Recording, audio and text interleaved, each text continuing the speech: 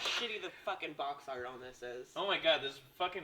Why would you do this? This movie's cool, I swear to you. And you know what? You know what pisses me off about this a lot is that, like, this isn't even, like, very, very bad box art. It just sucks. It's just thoughtless. It's so generic. It's thoughtless.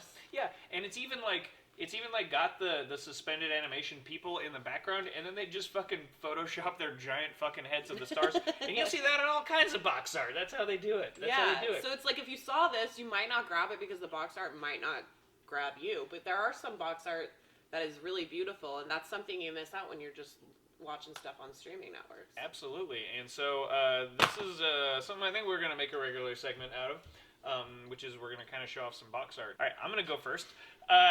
And for my first one, I didn't have a theme, really. I just kind of wanted to show some box art that I really love, and some of it isn't actually... Some of it's actually, like, in some ways worse than the Coma box art, but it's...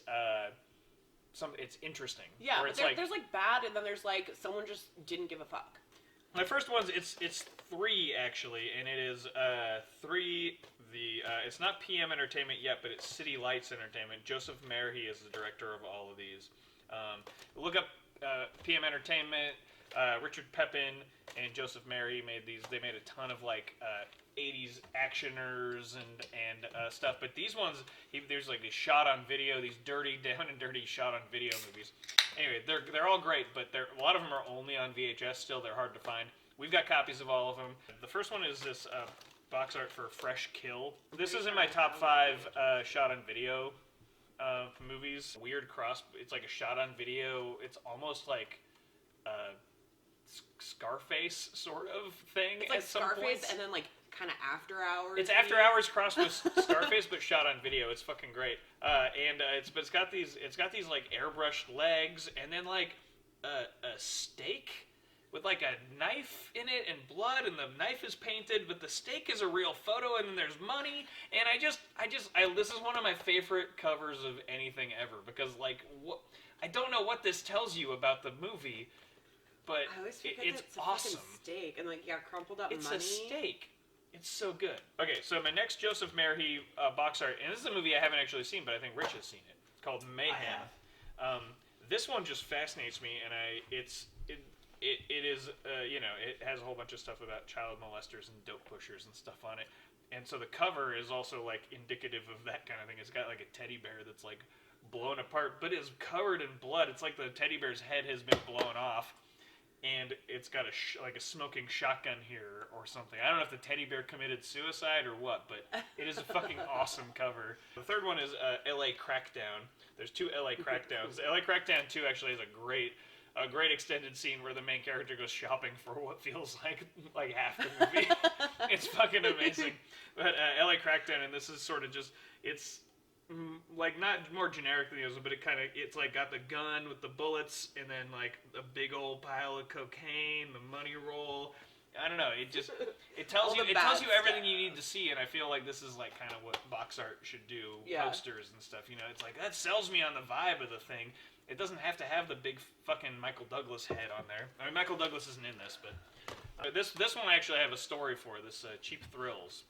Great little movie. If you haven't seen this, check it out. Movie. It's so much fun. Draft House Cinema put this out. Draft House Films. This actual cover is by one of my favorite cartoonists, Johnny Ryan, and this is like a cover that doesn't tell you, show you all the actors' pictures or whatever, but it gives you an idea what the movie's like. This is a pretty good depiction of what this fucking happens in this movie. This guy gets beat up a lot. It is, exactly. Yeah. And so I'm also going to show you the other cover, because this was the one we originally had out there. And it's fine. It's not terrible. It's fine. But it's, It's the cast. It's the cast. And, they're all smiling and being like, and there's one in the middle, this guy's all beat up. And you're like, oh, he gets beat up in it and stuff, I really like this movie. You're kind of like, okay, so that's what the movie's about, whatever. But, like, the director of the movie actually came into the store.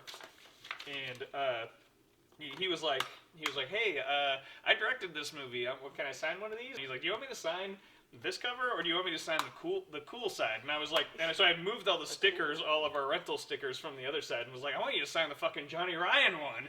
So then we have to face it out. And so he signed the Johnny Ryan cover. So there you go. Cool. I feel like it took me a long time to I guess I kind of noticed it, but I didn't pay much attention to the fact that some Some movies do have alternate box art if you take out the slip, and it's pretty cool. If you haven't thought about that much, go look at what you own and see if there's any cool alternative posters or whatever on the other side. Well, on that note, actually, that's good because it's especially through companies like Draft House Films, Arrow, Shout Factory, and these guys, Vinegar Syndrome, who release a ton of awesome stuff, like tons of exploitation stuff. This is a very cool movie called Shot. That's like it was like a student film filmed in Chicago in the like 70s. Anyway, check it out. It's very cool. But I love this cover.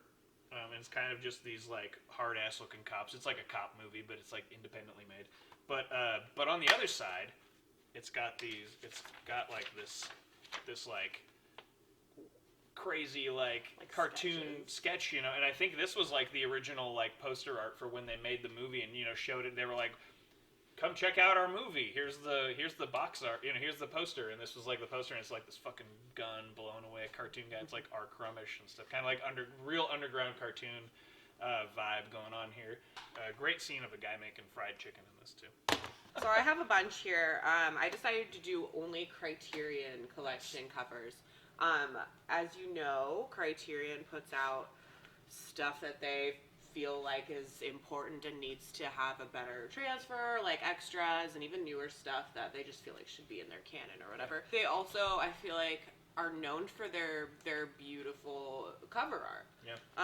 So I picked out some favorites. I made a really long, like, extensive list of all the ones that I liked. I literally was just like going through the list and being like, love that one, love that one. So the first like little themed chunk I did was like very, very like kind of girly, like ethereal 70s vibe, which I think can be found in One Sings, the Other Doesn't by Agnes Varda. This movie is incredible, Great but movie. also this like dreamy box art with the two friends of the cover, a fucking like rainbow. It's just like you go to a thrift store and you see those like large eyes figurines and like they're holding like a puppy or whatever. It's like that vibe that I just completely love.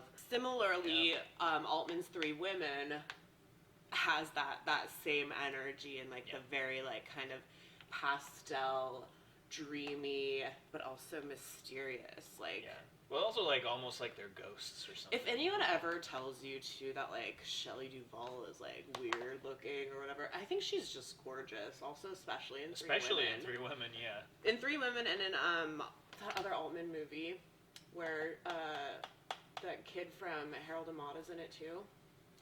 Oh, And he has like wings or Buster whatever. McLeod? Yeah, she's Buster also McLeod? really pretty in that. Brewster. From a more modern that time, theme. The Virgin Suicides, which is set in the 70s, and also has to do with feminine energy and sisterhood, and which is all three of these movies really. And this just shows like their blonde hair. It doesn't show their faces, which kind of reflects back on like the mysteriousness, since it's being told from like the neighborhood boys' point of view and stuff like that. Yeah. I'm gonna move on to these two movies by Samuel Fuller, Nice. Shock Corridor and The Naked Kiss. Yeah. Which, if this looks familiar, it's because it's done by the comic book artist Daniel Klaus, who of course did Ghost World. One of the greatest comic book artists of all. But the matching color schemes with the yellow and pink and the black and white, just really showing this weird, mysterious, like they're like noirish dramas, kind of, I guess. Yeah, I've seen they're both of them, but noir. not for a They're while. noir. They're noir social dramas.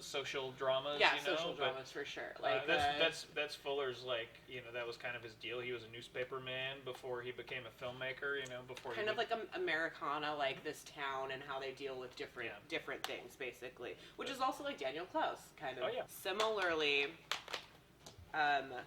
these are not the same. I'll guess I'll do Beyond the Valley of the Dolls first. But I didn't know who this was. Who can you? Oh, the guy who did the art for this is one of my favorite current artists, Jim Rugg, who also happens to host a YouTube program, co-host a YouTube program called Cartoonists Kayfabe. And then Valley of the Dolls, which is kind of a more toned down, like very of the era portraiture. I was talking to Kevin, like, you would find just, like, if you go to Value Village or, like, Goodwill, and you find just, like, a portrait of a woman, or, like, if anyone ever drew a portrait of your mom. Right. It would, like, look, Right. it would, like, look like this. Like, I have a painting Mom? I found at Goodwill that's just this lady holding a cat, and it's, like, a very much, like, you know, what looks like Sharon Tate in this movie or whatever. You know? So both of these, I just really love the Cool. artwork here. Excellent. I mean, I think we recommend all these movies probably on their own, but you know, box art's a big thing. Yeah, if you have a favorite box art, let us know. Oh, absolutely. Yeah.